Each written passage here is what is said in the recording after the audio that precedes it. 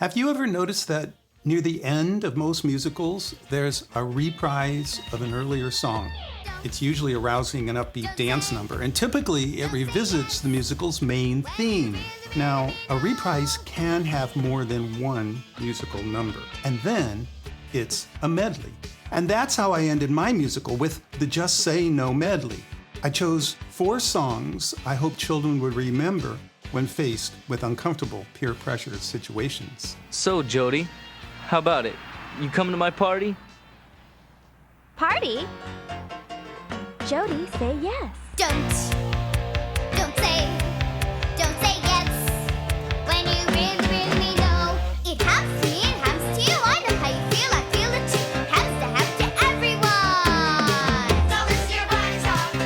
Listen to your body talk.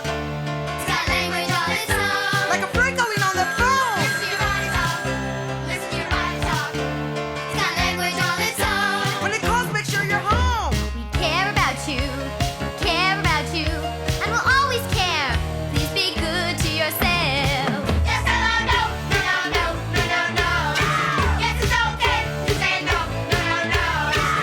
Say it strong, say it proud. Get up and say it loud. 'Cause it's okay to say no. It's okay to say no. Yes, it's okay to say no to drugs. Just say no. I didn't know how to write a musical or even compose songs for one. And I had absolutely no theater experience whatsoever. I had never even seen a musical in a theater. Theater connections? No. And as I found out, producing a musical takes a lot of money.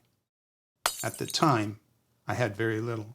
So how did I end up creating a musical that's been seen by millions of children? I'll tell you the story. Don't say yes. When you really know it happens to me, it happens to you. I know how you feel, I So feel it too. I had no musical theater experience, no theater connections, and absolutely no money to produce a musical. And just about everybody I knew was telling me I was crazy. When I was a young child, my parents owned a popular nightclub, and during the daytime, I hung out there a lot. There was this reel-to-reel tape recorder there, and I used to watch my dad put the mic up to a radio and record songs, and then later, he'd play them back over the nightclub's PA system. I was mesmerized watching those tape reels go around and around. Now, you have to remember, it was 1958, and tape recorders were a very new thing. But I was a very curious 8-year-old child. And how did those songs go into that machine and then later come out? And I had to find out. Then my parents closed the nightclub, and I discovered the tape recorder in our hallway closet, and I claimed it as mine and spent countless hours teaching myself how to record and edit audio. Now, about the same time, I started taking accordion lessons. Now, don't laugh.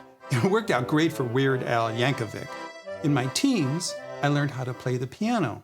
And when I was 14, I bought the #1 portable keyboard and amp, the Farfisa Compact Deluxe. A few months later, I became the keyboardist in a popular Cleveland band. When I was 19, my girlfriend introduced me to Beethoven's piano sonatas. I became obsessed with learning how to play them, and I switched my college major to classical piano and music theory and composition. In my 20s, I owned several tape recorders and lots of audio equipment to record my own songs, and I started recording demo songs for local bands.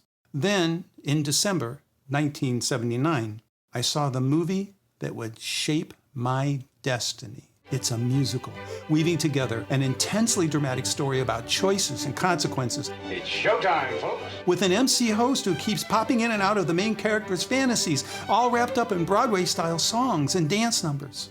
That movie was all that jazz, and it blew me away. I saw it 4 nights in a row.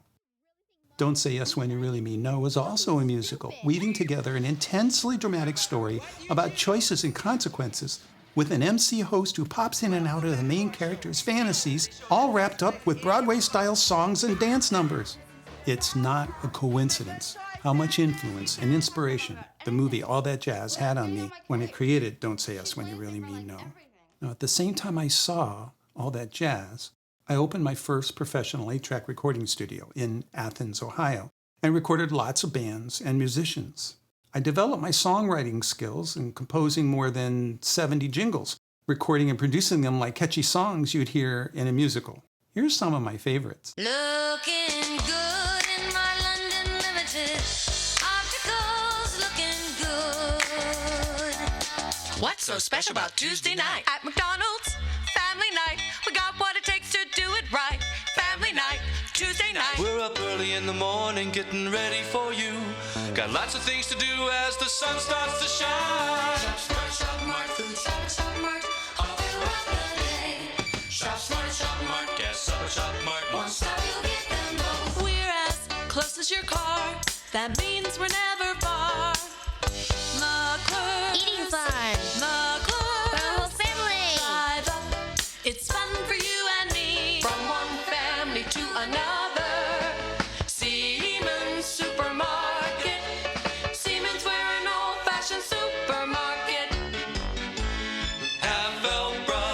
Half-Belt Brothers Custom Carpet. Brothers you can count on every time, all the time. People make a difference to you. Jimmy Chevrolet. Oh, mini giants. A convenient way to shop. In my mid-30s, I closed my recording studio and I moved to San Diego.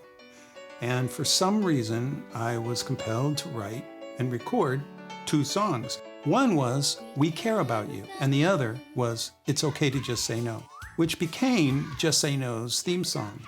I became their music director, and my singers and dancers performed at many Just Say No events around the country. I wrote more songs and skits to tie the songs together, and before I knew it, I had a 20-minute mini musical. So I proposed to Just Say No that I write a full-blown musical. Just Say No liked the script and the new songs I wrote, and they gave me exclusive licensing rights to move forward and produce the Just Say No musical. Oh no! I had no experience producing a musical, no theater connections, and no money. But I believed in myself, and I truly felt I was meant to do this. It would be my all that jazz moment. In just 60 days, I raised about $70,000 from sponsors to produce the musical as a stage play.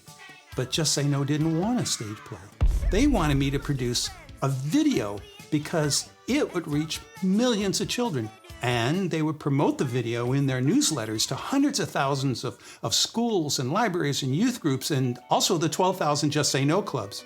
I was stubborn and insisted on producing a stage play. And it was a creative success, but it was a financial failure. Just Say No was right. So I quickly rewrote the stage play as a teleplay, and although I had never produced, directed, or even edited a video, I hired a crew and we filmed for 9 days at locations all around San Diego in mid-August 1989 with the same cast. I released the video in December 1989, exactly 10 years to the day since I first saw the movie All That Jazz. True story. There's one more important piece to the story that also happened when I was 8 years old. It's when I met my neighbors, a young family, a mom, a dad, and their 6-month-old baby boy. We took an immediate liking to each other, and they kind of adopted me. Hal, the dad, was a highly intelligent, super brilliant person who took me under his wing and throughout my life mentored me. And he taught me about life and myself and the importance of kindness towards myself and others. I'm sure his mentoring is what inspired me to write the lyrics to We Care About You. One lesson he repeated to me often was, Louis, every important choice you make will be either a great source of joy in your life or a great source of grief. Make your choice, then wait 2 weeks to see if you still feel the same. It's Hal's lesson about choices and consequences that became the main theme in Don't Say Yes When You Really Mean No. Hal and his wife and their son and I became very close, lifelong friends, and he mentored me until his death when I was 39, just a week or so after I released, and he watched Don't Say Yes When You Really Mean No.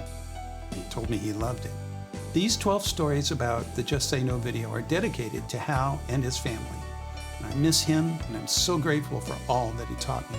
And I know he would be proud that his wisdom lives on in me and my musical that's impacted so many children. I'm also grateful for all the heartwarming memories many of you have shared with me about seeing Don't Say Yes When You Really Mean No.